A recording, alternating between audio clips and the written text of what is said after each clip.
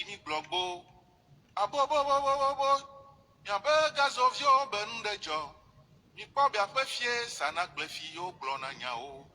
Ohilawo be mi oblewu. Kɔndrɔla li eŋuɖeli la kesae. Mi to ne dzahila ne wɔ blewu. Ʋɔnudrɔla li eŋuɖeli la kesae. Ekɔ le xixia ŋuti. Ame kawoe la gbeɖuwɔ le dzidzɔe me vɔ gazoviwo tsi nu kplɔe. Wodzahilawo takplɔ la hanuwɔ vɔ gazoviwo kpadɔ kuae. Enyamadzɔkpɔ ɖe va dzɔ la ƒe game vɔ ŋkuvitɔ ne kpɔ nu nyui ɖe. Wogbe ɖeka be ŋu la ke Mawu sɔgboli santɔ la dzokodzoa. Nɔvi vevewo etoro la nyiwo miatɔ mianɔ miafɔ mia dadawo mi do gbe na mi kudo bubu mi kanɔ dzi be mi le to dzi be ase mia be ŋkɔ. Le hovi klem be wɔ me ke mi dze pe akpe ve kudo wi vɔ ɖeka mea. Tutuba mi le hovi klem ya kwa mi le to mɔnu kpɔkpɔ ya dzi. Le biɔ epe yeyea be amenu vevewo keŋkeŋ na mi. Mi biɔ ƒo be ne tɔ be ewoe aze agua ɖe. Ne drɔ agba ne ɖi ɖo agbo nua ke nyi tɔwa ne sɔ nɔ tsã ne akpɔ dzidze me ke nyi tɔwa ne sɔ nɔ ne lãme ba sɔ elãme se ba sɔ asi o ke nyi tɔwa ne sɔ nɔ ne akpɔ dzidzɔe le aƒɔ agbe me ne nyɔna ba gbo ne be ahunɔ kpɔa. Mi ɖo mi kle be wɔnɔ me egbea nɔvi nu so stand tekwe la na ƒoƒia kudo atrɔ le wɔtrɔ ya tɔ ŋuti na mi nyea motɔna Bruno Fidelis me sankuto mo nyi pea me nyea abobo ɖe ɖi fika bobo aɖi le abobo aɖi le aɖawo la to va si ame me yɔ asi gã bizolo me yɔ asi wɔn ke ye adzadzɔ ayɔdzɔ keke bana ke asi abizo pea me nyea ɖe nuke le ŋgbodo me ne ma wotrɔ tso asi abuvoa ɖo mu dzɔna le pewo mea eduwo mea be dzidzi na nene o aɖe wotu buvoa mi la ka seŋvi ɖe ku ɖo eŋutie mi nya tsã be soko woɖu pea va da si ne gbea ame kewoe wokpɔ coronavirus be tɔa le lãme na hewa lɔ fave nuka edzɔ to gbɔ bo tɔkpa do dua nene vɔa enuwo gbadzo sugbɔ gba yi dzi nenea nuka gbɔe so mi la gblɔ nya vi ɖe ku ɖo eŋutie mi nya be mia nɔvi Carlos ketɔwoa mote nu pea la home o lo ɖo woyɔe be ne va skrik kpɔa ŋkpɔ yi o lo zropo ve zro dzi edzi tsɔkui be nɔ sɔdzɔ gbɔ si gbe keke ame ne wova da si ya wa homa ke wo ne ba te wɔ Independent Express ole xɔ ele si nke ŋutɔ eŋuti nya ese de mɔbɔ ale nya kaka dɔ tɔ nenea mi la gblɔ nya vitukui ɖe ku ɖo ŋuti gbɔ hoe nyisoa mia be vi ke wo ŋkpɔ no pe woe Andre wa yo le po afɔ bɔl ko le yɔ be U17 wo ƒo bɔl nyuie ɖe lo bɔl tutu ma tɔ ɖu dzi eve gɔn gba ɖu dzi kpɔ evɔ kaf kpe va de nya ɖe to be wowɔ dodo kpɔ ɖe wobe IRM gbɔ be ɖeviwoa wotɔ aɖu kɔ yɔna be hlevia vɔ be ɖeviwo be ƒusi wo pe woe andre yake yi yaya ba yoa nuke ye o ɖeviwo be ƒusi wo nyawo alo katafiti be nyenya enuwo keke mi la gblẽ gbɔ woe nyi sɔa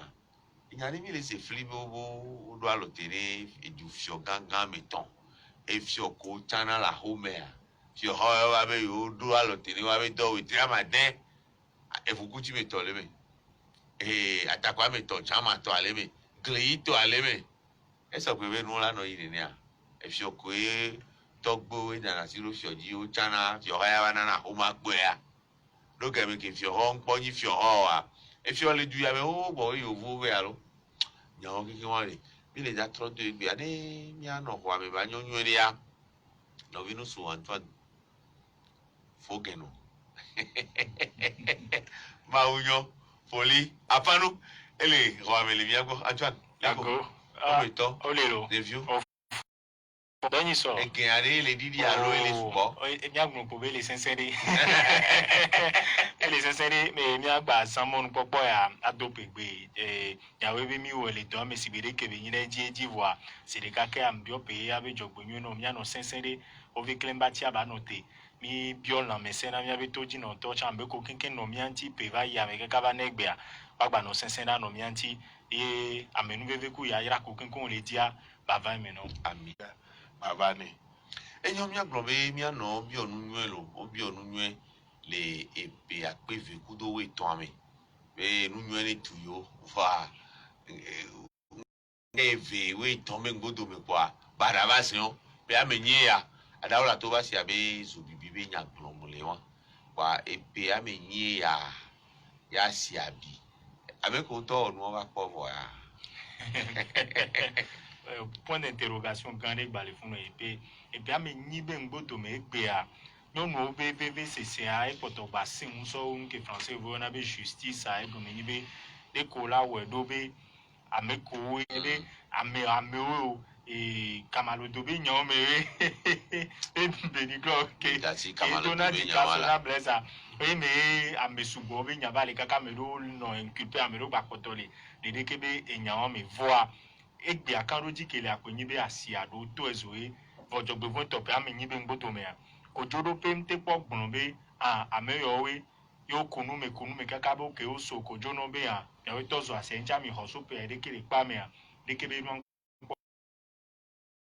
obenu gblia amedo hia na wono lo kengbe wate o nke français wo na be doy le pore nu me ni amere gble ame ode ntia ono na mokpokpo mebe one sokojo ana ichen be jiba je mi vide ba me ya nya me ke wo noa ye to ton ke ji acha wa so ne be chala na be ji la jimi ke we be gbe a no bi onya nyonu o gbogbo to wa vvcc ameko over crise de dekere nyamedo afin chiwaji amedo ho aba gban po kan me so agban so bi amedo fufu to aya pe ke be eso wan ke bi abe jesi o stigmato o poto balasi anti to gbo be o to pe kumbo wa tro atu asiabu epeleka ya e chale nkogbana nyɔnu wo be dzi ŋkpɔ dze mi o ye heli pɔtɔ la kɔna me sugbɔ. bless ya mi Onya, o be incendie d'origine criminelle no onya, emi Antoine Glonia refugee ele gbon mu emi asibe me nya mu eni blediga kamando blediga me nya. O pare, nya no von hihia, nya no von nke bon, nya Glonia ba nya no von mawu. No say kamaloto koke mo be na yo bloga me be blediga kamaloto ma moto sinku kérosène le kengvo no la nya. a on yo kerosene ga mo Nko yo. o bo dozi ku do bidon d'essence Bidon d'essence. O se kamaloto gome. Kamaloto are. E koko ne kamaloto are. Mi atore ni dahumeto, mbe ne tolo, dahumeto. O ne be ganda ho. E be nyanyi kore ni bere. Kamba dodo. Be no dakara ni bare. Muzona pado na do me se dan ne o. Ke obe amemate do si chen. Fi ke ntine gbe mi ano von hiya la. Nyangla be le prémonitoire quoi. Nyatowa e do école privée gbedegbe do fike EPP be place de la primaire à long lycée ye bani na hacha la pare kan le funu ya mo ina school funu gba be de viole school le camaro dogbo o se comme ya ye ba ni ko akele e ko mesia e o asan la se bien fait gba e se gba be camaro do ji gan pa me do ne de viole yi school le funu do le ni han funu ba mi dosu do no et ça c'est pour la petite anecdote et gba be c'est là que les globes les prémonitoires ni koko yo toro tero nya wantia que mi fi asika nya il faut qu'on avait trop de non dit trop de contre vérité et globé et nous grand que ma globé sur hagro nya mais que anyi nya wa ni bobe incendie d'origine criminelle amewe de amewe ouais yeah donc comme les rapports ko osibe amero wa o ka mo be ameko wo noa ame onyalo tona zuawe artificiaux amenya do zocha toto ezototo kutiti apata edobe nyo plana lo do ne zole bi fifia ogna bo tro sous contre-feu que les ti que les bisan lo no le ba biwa le ko tro wone do ko ta enu benya mo plana e ma ko sa peu pompier kule awo nya na no no mjo jona nya gbo fi sele America be mo la gbo zanza as a fe bi na so yo wona no kwa kaka mi le gbe anya nya ka ko nglo na kwa be ne do que rapport mo la ko be on se mettre sur on va non mi a so so be nko ahon be o de rapport CST gan mi e do que le dia gbo ne se le ndole so kenya le pe amenye en be ne amote doji tozo no le gba sigan mo lo me ba sigan be nyolo Togo ba sigan lo do aside pe m le Togo soke o oyo na sigangangan lo mi se na la se ora be keta o asigangangan le brada me jojo da me no wa asigan ke le Togo wa eni asigan me wa na mo te dozi se le o le gbe de mi a ezo toto aba mo wewe ala mewe a de na funa mi nko nya me ko we o alo mi la kaka penyi me ngbodo me nko jisi ame o egbere kam le hlem nya be nya koklo nya be nya kaka ho mare ke jona ji nan kaka le gmo le jibe procureur de la république no le dossier n'est pas vide egbere ka et Togo matin que tout est bien non pas pas dire le globé le kojolo to ale globé enyale pe ame e o le globé pe ame ni yo me ane nyale are fie be li o fie be se o no pas alternative que tout est bien handia sur le bio pe ame ni yo me alternative ale globé obo la tro to asi ave se le ba pa jije e bon to asi de o ke obe bio e no fait kin globé le kojolo to ale globé be enye be loko glono que le dossier n'est pas vide be nyale bon obo la to asi pe de ka do pe gun ya Et le 30 janvier. et pe pe npoto le gun Ya o do pe agun. Onya le mi o le gun me gbon la. Génération. Onya le Saint Pérégrine da ja sia. Ala ni e Saint Pérégrine. Akpa le mia la funu pa le adehoare yo blona be emiona. Asi ave mi do enu jona le mia de be me ne fa be asi ala mi ofa. Pa mia no do gbera. Pe ameni yo me a de na fube dossier ganwan alo nya ganwan nke tunyo no nko Antoine Blokaba yi de ke nyo no heli amoku le nya me amobu fe ke ngbona cha be bonyo yenyi be asi avec keke to le khoame amobe akwe ko to la si wa mo so patron so e nan to che le ne de tobe le ko blona asi ale de pe la comment asi abuye le pe apia me ni yo me ka bia glo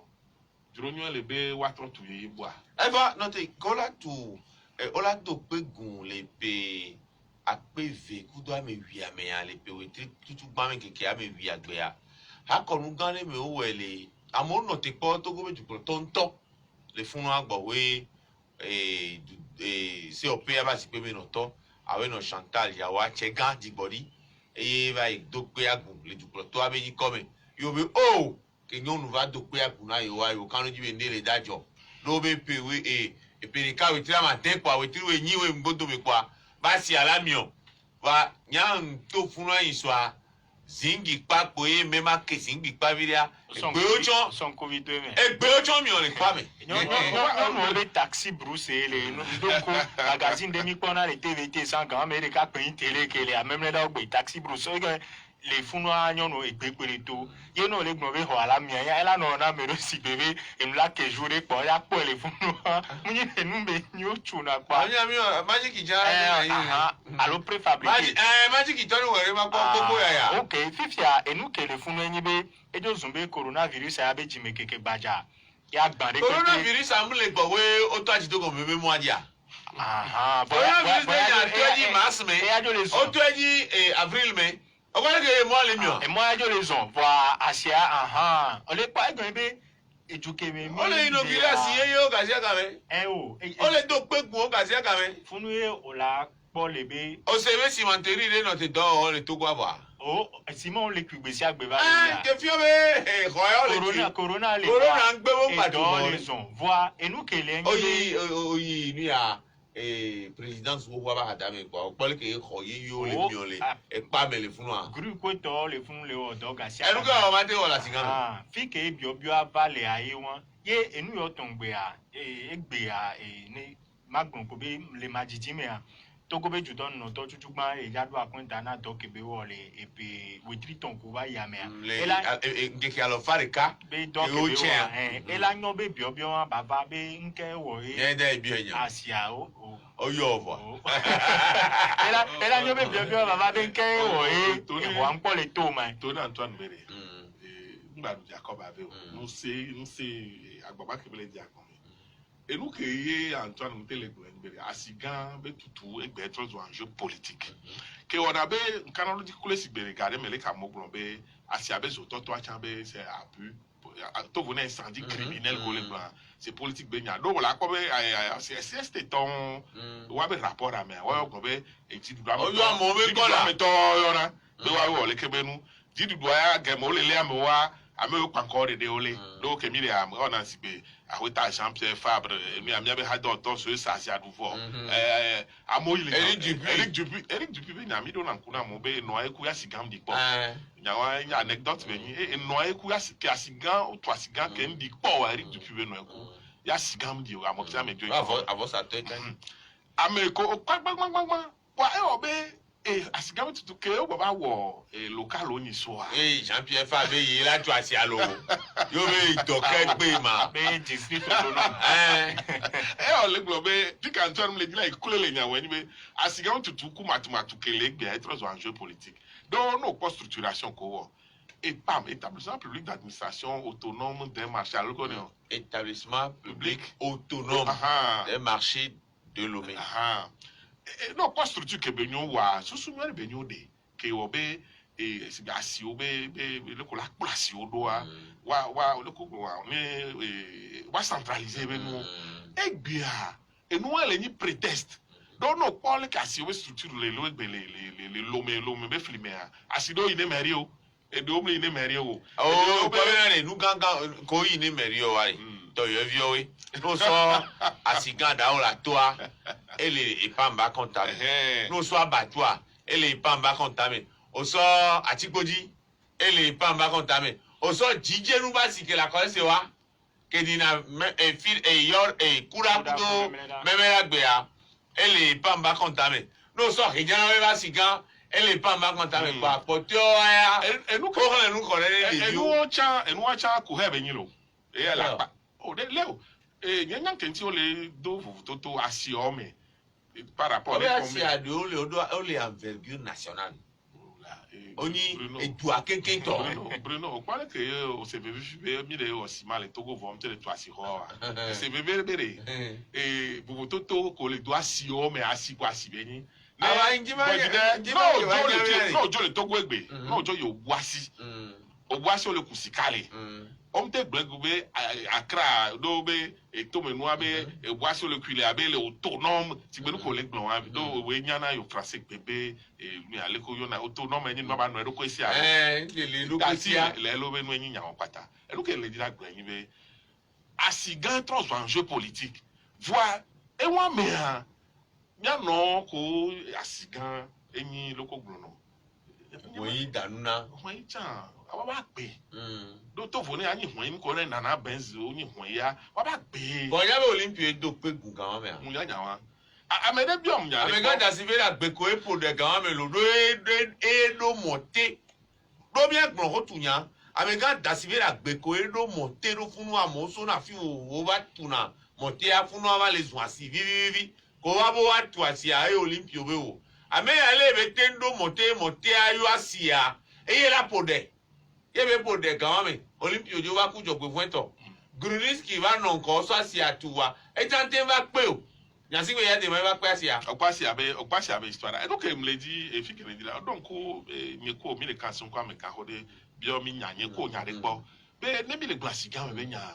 be amedo le togo gbe asigan nya no ko noa be nya no ke ye ku mi no e o ne e la jo ko esigbe mi to be nya mi le no ba ebe odon ku nya won e ba me bere po karo ti ba me ko asigan yin ano no a o ti wa o la ti be to zo ano ko no ma aba da wa to ti no to su le pepero asike me wa mrona asike me wa duna nu le ma to eso pere ma to eso wa asigan be nyan we won kwa to fo ne febi se be nya ko mi le gbon po ho tu nya ko mi kaka ba do fifia opo loko gbon no to fo ne gaji mon be tepe ke be nya opo site historique be nya do no po photo ko to asigan tutu bon cathédrale président le fun pa ho su ko tro do won o me ganganga comité si on ba ho fun no enu be ni ke ne oso no yo amerique so na ne duta a pi tutu gba to ko je na si le to le lo me vevere yin na asigan do ne gula be o la ple o je play avant do no le blanc fo be nya won yi be nya be ni togo to ne mle po du ya nya san gan tutu gba ke no lo go ba tu de février de février mi so ko tu ya asan ke ko idi usan we okuya que c'est ta no yo la buro no gboro ra si o ke ma ya asigan me tutu gba le Bruno ma gboro no 74 me nya ya asigan me tutu gba pa la gbenyin me e no je gboro bata o je ouais plafond pa no da première communion ye on ye a ke po wa mso be ebe ga me asigan akhom subo cathédrale be chonkuye ze na do da no le be no be datiji le be me won po ano je mi egbo viti won ko subo le be mi ko na cathédrale be chonkuye ya do da me egbe on gba pe ro ho gangan ba le lo am egbe ye ke o polom kaka e nkwasi npoho a ko yo vone mastodonta egbe xɔ va lolo wa si gã lo voa gɛmɛ ŋkpɔ tutu gbã kpa tika so be yɔ exɔ yina dzi leke a 74 lolo leke ma lolo yóò bɛ ple nu pie de ke gavi nɔna toto me na Antoine yamɛ tete sa fɔkpa o esi na vaseline ne keke vaseline la si lo asi vaseline ne keke ye mi sɔ yina tsɔtsi le Marie Reine o kpɔ aspect historique o mi respond ne asia e yɔ le gblɔ be tovo ne gadimɔnu ngia site de touristique be ni wa ne me gam le o kpɔ be de egbele togo ami le dɔ de ka ame sugbɔ le constater ni o le yɔ be politisation à outrance nkpɔna mo ŋlɔ na enya ke Blaise le gblɔ le me pɛpɛpɛ voa revers de la médaille nyina be ne mi le gblɔnya de kaka émission politique be nyagbesɔ do me kpɔa ame ɖo kpɔna excuse be ya be ok Jean-Pierre Fabre nyi me le zona me aye o le o de ko et là nous be sibere ke mi do nya do da yo Asia Bizo le 12 au 13 janvier 2013 Fabre Yamagi et maire ni son père 2019 alors que laps de temps mais on le choisio les inauguré do Carabas on doit nous quelqu'un aussi je ne me trompe pas c'est un seul régie et particulier de bien dormir fifia et nous ya bien roko c'est bien ko e ho o le domo corona le voix o le wodo ya siganto aye gbetoro quand mais no bionya ne avec obionya ela pankonya la do ntututu ne fait que politique be nyoba le do me le bo na be ne be mi anto mi nya be le kede ke pa mi buna tananya je no nglo na ndo réseaux sociaux dia be anu ya le gble mi ma jere wa ale politique akenye chan ya jagbagba nyawe ya réalité be nyi nya be yin kan roji ba me la de mentir alo la nio voa mia jagbagba be emi le blon gabe nya mia panko asisa sa alo gabe nya mia blon ne politique to achan va mia blon ne no a mi la no tepe ka no tro ejukoto la to mi anchi sibere ke mi le kwedo je si voa ne kwa mia de kukure jukuru glaware o do pe gwan ya vo 1er et 30 janvier 2020 o be 18 mois yenya le 18 mois be nkoto me bo wala wa toto adi oro va make we le gbe anu to edia nowhere o gbo na be c'est à l'heure actif donc e Olympio be game o do pe gwan me le gbo mi Olympio be game o do pe gwan ke Grunis ki e wa non koni do agaga o evoa me gbo be Grunis ki e non koni do o evoa gbo o ya ke nyasiwe ya de ba pe ya me nglo mi be nyasiwe ya de ba inauguré a oh okay o munyabe ame gambo juna ga me ke benyi ministre d'administration territoriale e va na outro le sine kwa jiredu na koko blodo li kweto o tro ram kudo nu ogbowe ah e ja won de kwe ogbowe asi ajiwa bisore ne kwa asigan elomebe etua be nkuvie togo be nkuvie wano ko va si abizo amero gbagbo amero Congo to Kamalo to ko to ko va na 600 o be si abigbo ngba ba no mi na mo wa tro no gbo ba lo o ko be ni sokola doazan o ton pas do doa sur le 20 décembre va na le 3 janvier o be ne corona ngba ejio wa ko do doazan vo kwa o ne didi glo yin amegban lo mille blaton bladin coup de to les considère bébé de demain avec corona avec doigt oh corona avec doigt elle a la femme et Antoine le que bob la teso avec ko le de nous menamia obe etutato ko e gbo va doazan wa ina e hen ma le di ye bo we tout den voanya ke le po no ano ba me o le doa la po golf a gonive et koza du felgu tanjo ari mbe o aba mo gbo ba o maro jo ameru kaka kenken fifia agu ne be to be amo gbo ba e o va doasan e to ale kankan amo be ka contact autre le ke we be ne mi nponyo do a 100 ke mi le alo 60 50 par jour en do jan ne mi nponyo do a mi la te va 20 fe ke wa couvre-feu a e joba zumbe gado mo wa o va blevi kudu e bi de mi agbon ne vevere a 31 décembre so va yi 1er janvier a couvre-feu wa mi ma yo be couvre-feu do a meru to o tabandi ko to puju le moji vire e covid to chan o menamo o mdi sanene to fifi ade ke scientifique o da de ke be e no akomena mi do est-ce que voyageur no gboba no konto alenti o do la no en quarantaine o do la isolé o mate dasi o do et tu amener donc à mesuboma c'est gomebe yo sacrifice effectivement sacrifice pays surtout na assisato be yo a do jivire e gblɔnɔ be 31 yɛ yi tsɔtsi o alɔdɔtsi ke nu ne ma dan lɔ ne etinye ba do me awo kan dia ni ma te karo di o do a to 31 be zan me ai premier nu be be nyina na me subo ba san me ame gbogbo do alɔdɔtsi ke nu la kakala bo 20 30 dan lɔ la donc ne be to be amo do ko feu ajivo e fifi ne me o baba le jine ne ya lieu de se poser des questions et voyageur wa ko bo wa be test ade ke be no do ko test voyageur ke ma eden ka o bo tu bene be den o tu Burkina be den o tu Ghana be den vi abi ke voyageur also o la no pa mo ga sia ga me o la ben yo ba me agbo ba Sophie yo ba me agbo o be frontière le poreuse yani e nous sera gban be yin alo de ko décision quoi et jo yin nous défaut les mia gba la hian be ne mi le prendre mesure o ami ajagbagba be mingba o for savoir nous que mi le gbe abagbaba jo yim nyane conseil scientifique la te gbon mi bene de mi mu o couvre-feu o certainement nous la e ji so wo que mi le gbo ya o la te gbon ne fa e won mi magbaba yan voir que be to bo o couvre-feu o la ke gbo be de won ji chan et porosité abadidi poto vide alebe amoko we juko itaro mi ancha me o si gbe do akonku me divide wa o ngba so do avane vosa ke ju me vi o abazunu gbaro Blaise o nka ma bro mi so o pa be ameko le obe conseil scientifique to wa no ba radio di fifi am do na to nto wa be nko me de o mse wa be no ba de no go mse ne ko mi ke antwan go fi ani mse alo wele gbonya fifi tema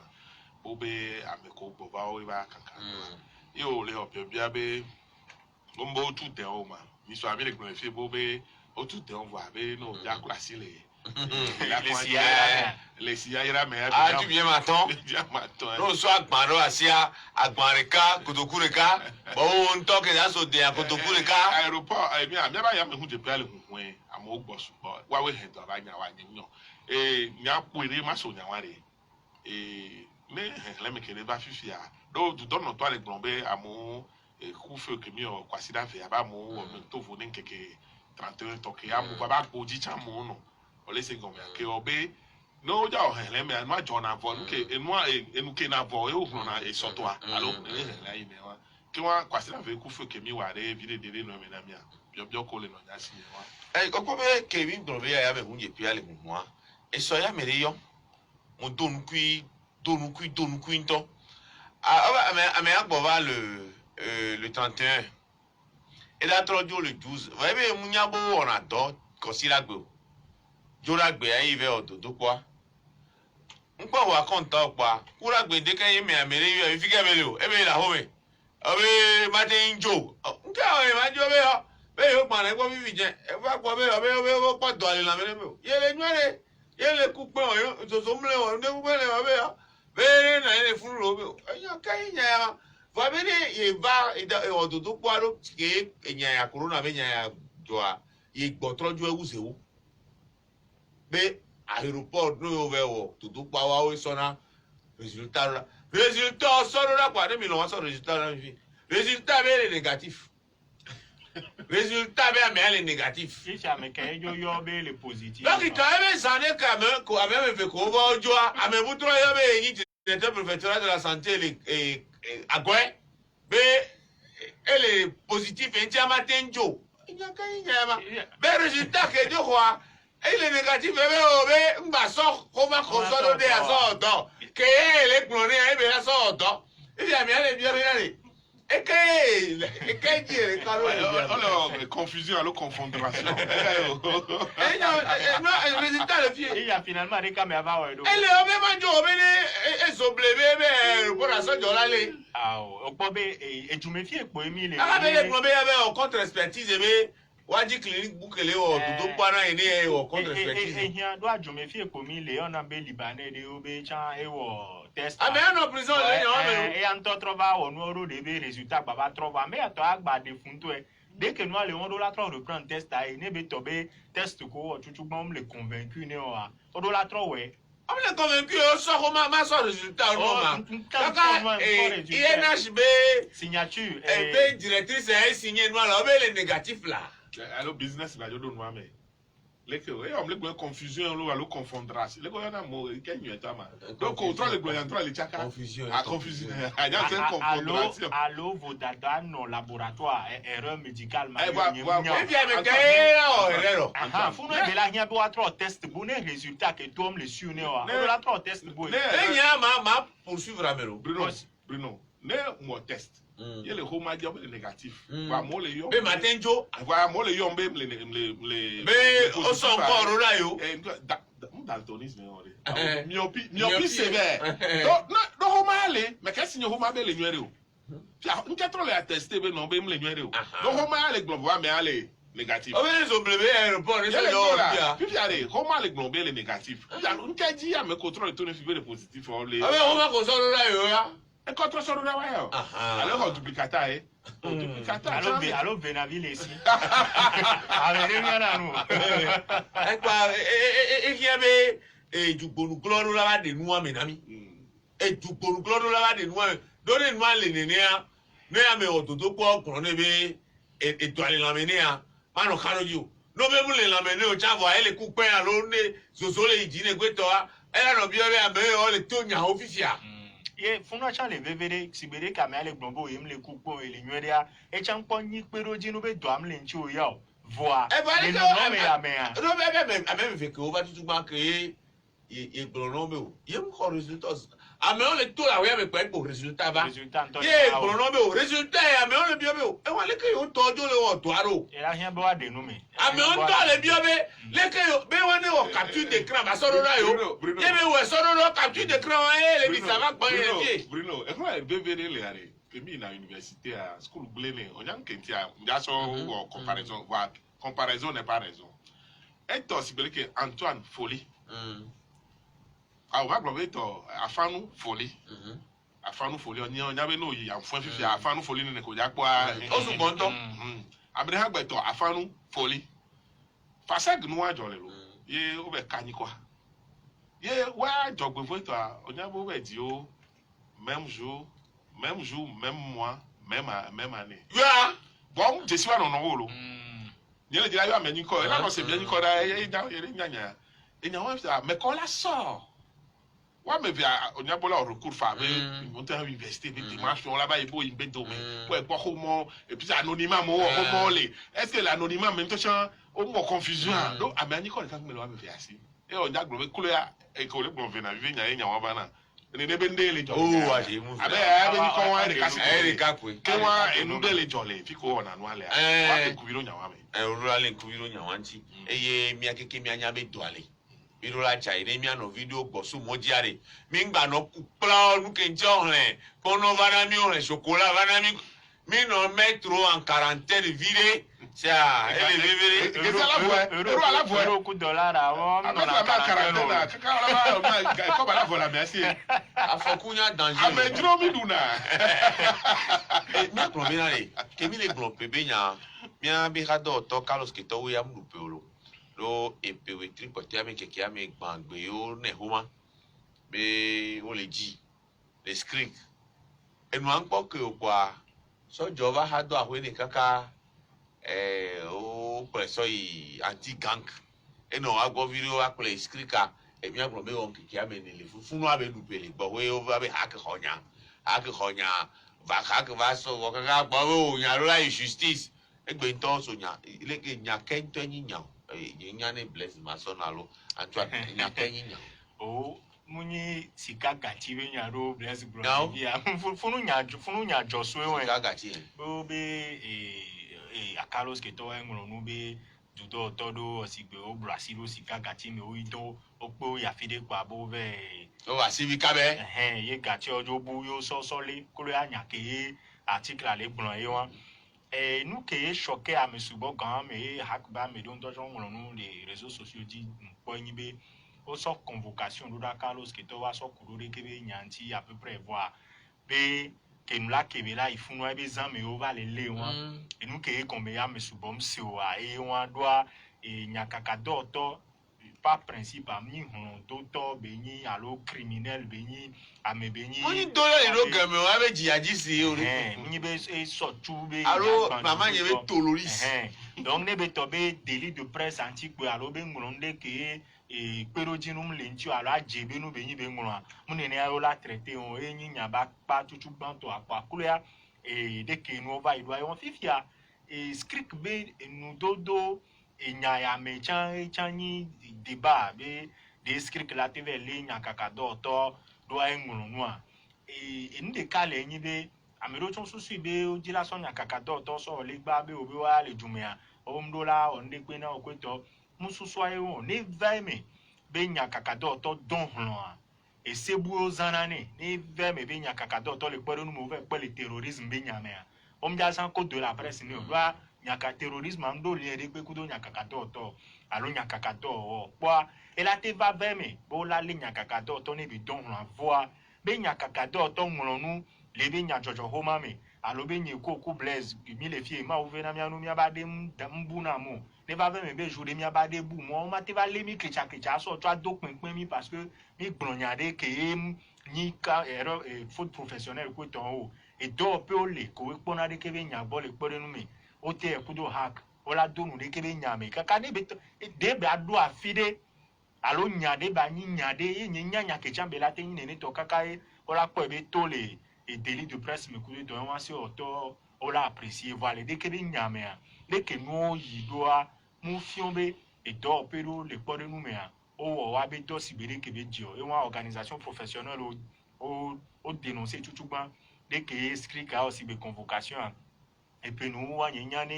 et journaliste au dit il y a ma convocation à ces cadeaux de fin d'année à AO et organisation de presse au dénoncer des Kébéniens et aussi bédé que hack chan ting bevide les à fokebela de Kébéniens mais et chan au relevé amero glombe et ba mere nyana nous tamnyo a be Carlos Keto a be tira e o bo ve koko e wa iko le fi ami matin nyo voix et c'est à m'demo bene O ma no te ba si gbo we. aha et de on le joa nti kudo to we ne be to be Me ka we le pot de anji o. ne be to be nya kakado to angolo npo e ba ve Ne si ama gbagbo a. et c'est à m'demo be do nya ke nya kakado to gbon ti alun ke be ngolo nti a wa le tu e wa ya ambiguïté mlenti o fifia nuance bu chantro le mdon ko nya kakado to mi wa funa nya wa de ke chon se o senator agbogan Celestin ke be van be jago e be hado to po be jago wan to anono me o gblen o de sanction to kwa e yan asoro funu kwa mi agbon be mi anto mi abe nya do me be linge wan e mi anyele onye abruno kemgbe ma ba nya diare zeve antam yom do nya anti mule yom sika gati kuso de champagne en Norvège na Kenya nglona be ko le bobo déclaration de bière do nya nglona be nu la no wasi e la mission na place ah wa de La no me do si la wa ho ho. la ho me ye nglona be ko nglona be amole ploto ne ba nglobe wa de wa glon ko le wasi abe amo Ba no no me si o no a. aba mo le wa no se be gbo le wasi kengbe nya ababa okwa c'est le canton de kama ya le gba gba et halet bagle akbana sérieusement et do onya to ya enyake on les comme et nous que les ni et nous enbere on les to quoi dépénalisation du délit de presse pour nous meiller Carlos Pelele comme c'est me les ici voilà non c'est que nous y a donc pas vidéo de ça mais que Carlos Santo elle globé et au script to yo et nous là script les mi gendarmerie les mêmes vidéos avec les globé policiers on va les sur les ordres d'un colonel que les mis soldats.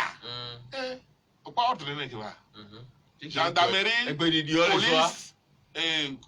colonel. Qui a armé une colonel. Alors colonel non police ça me vient. Ah, n'am c'est be police ça do colonel. Quelqu'un nous va que on va pata on va pour Dubaï Satan a payé direct combattre habillage va dire Satan a payé on fait quoi habillage là Satan a payé jale Yesu payé jale ah Yesu payé yo be dire habillage acha o payé jale yo va dire habillage de pata ba nya va le tomber et wa so nya tro so wa et hack ba so et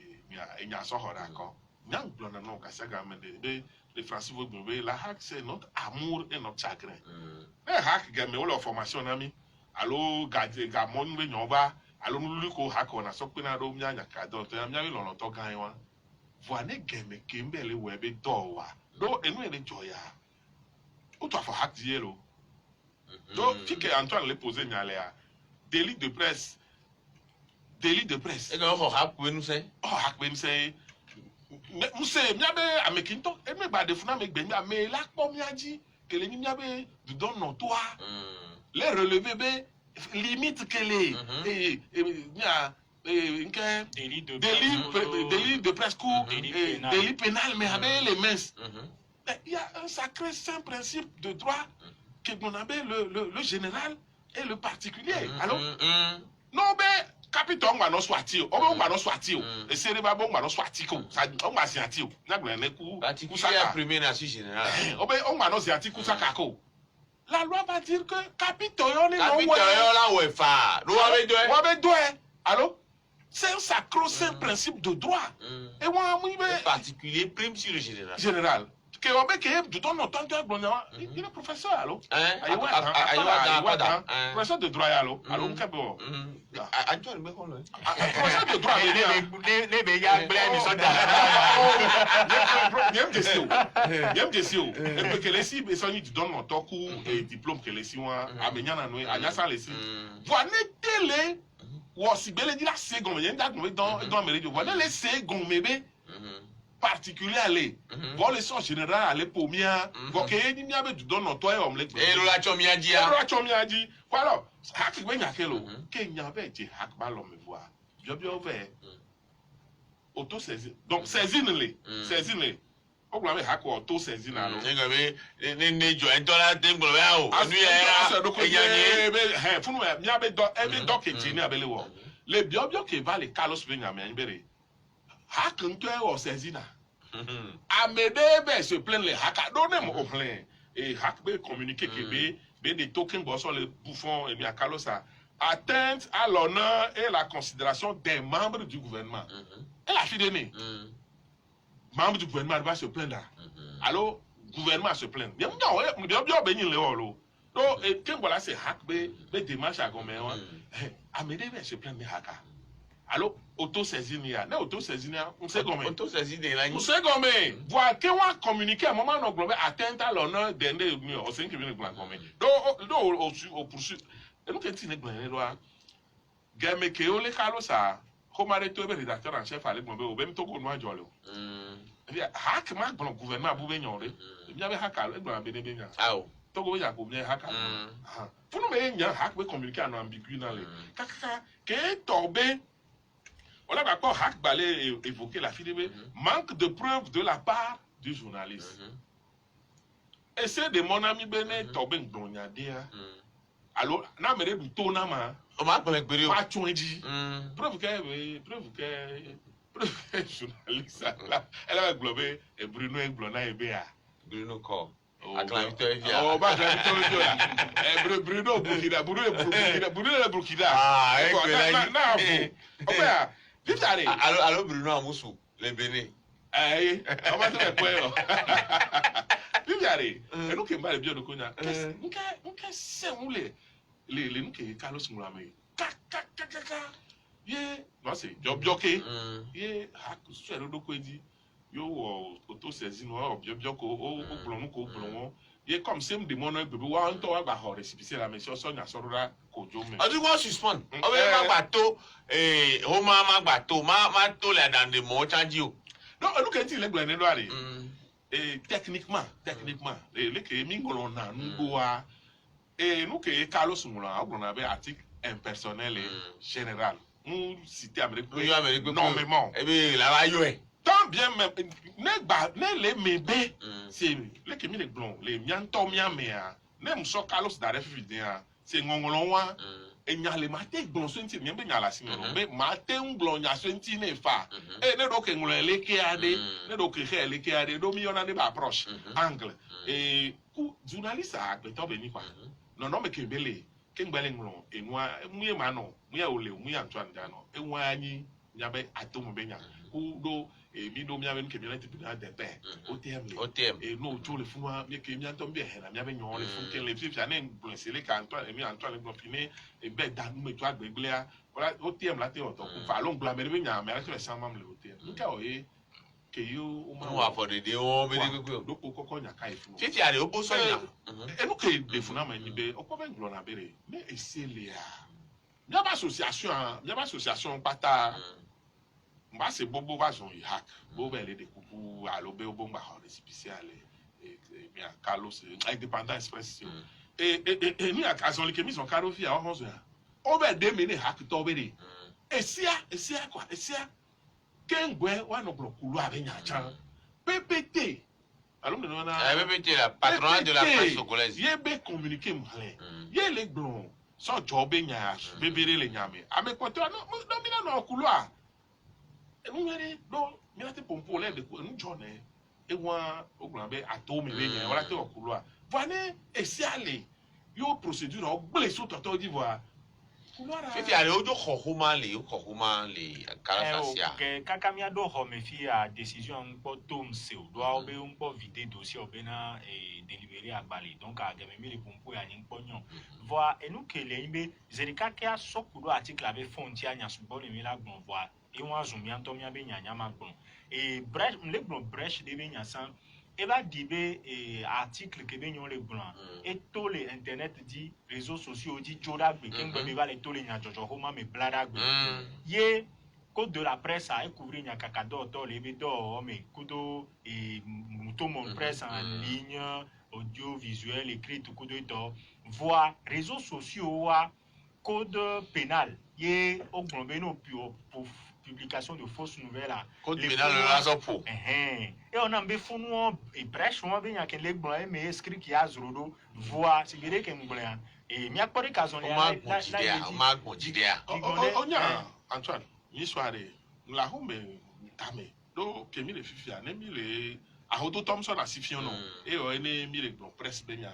ya me do mi ngbon ando voix no so presse privée togolaise ameko ni hati o jesi waro pe ameko lo ngbedo no jesi waro ameko ni togbo o jesi waro pe nglonde do e a page Facebook so be journalisme are no enti le ko monama rhétorique anya gbongbon anya ngongoro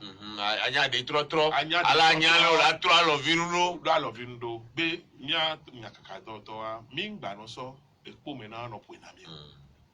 Fifi ale New York kinjo afodede ke ya misia me wo ami ko mi akpora be ke be la ba weru lo ma wa de gbaju le jo eyin be obo ndo alo tere fi ameni de vukan be fi o vukuti me to atogwe zumeke ejama be fi o le atapa me gle be fi o bobo lo hadu ko fi o ham dasi loju ba ma chaka ku de bi o kan ko do alo tere wa cha zirika bi ko bobo amene si o be pusi ne de bi o ma bo to o le to prévu wa no e fi o to ari wa chan wa be ngbegle ko wo yo le reprocher na wa mi agbon be wa nto chan wa normalement e fi o so ko do pinpin me ke no na fi o si obe garant des yeux coutume ndo nku gare ministre que yo nommé la wa de jo ala wa de garant des yeux coutume yo ye suspend le retrait matin oui no a de ho if your lawson savado ni ko be fi asami mi jabe odore direct le lo amekwa o ya afonyajo jijibire me nyam nyana pona na moemdo chokota agbazeton o ma ju edo afokpa awe mo no afokpa lo zon le fi asami maison matine agengen vo amdo na nku ke webe e fiowa bubude no na wanti chef traditionnel la bubude do la no wanti ye mfiombe essayer de moi lo npo de article do que les justifier décision que tout doit apprendre à voir et la nyombe c'est on va trop bonné et fiola do conseil de que no wanto nu gbeglo la no capable à nous sanctionner wa no no e ba tribunal de père no wa chance bi OTM na mi ne alo wa be hack ne ela to kokwa to bubu anti so si be ya yo si gbe o le didi over gomenene ene ma so o da o le jo pola wa tro wa sa fa da run ji o de viola no pon kume no le kwa me kaka pa abo ba tro ba do fio ela de fu kwa e so chakudo e pervio be nya comme ça bless la poita c'est de ka e nya de ona be nkume popo na me de mi blé to go be nkume blé do John Seven kanching bronene ma no le blon U17 U20 ko ton wa ya keke mi pona jouer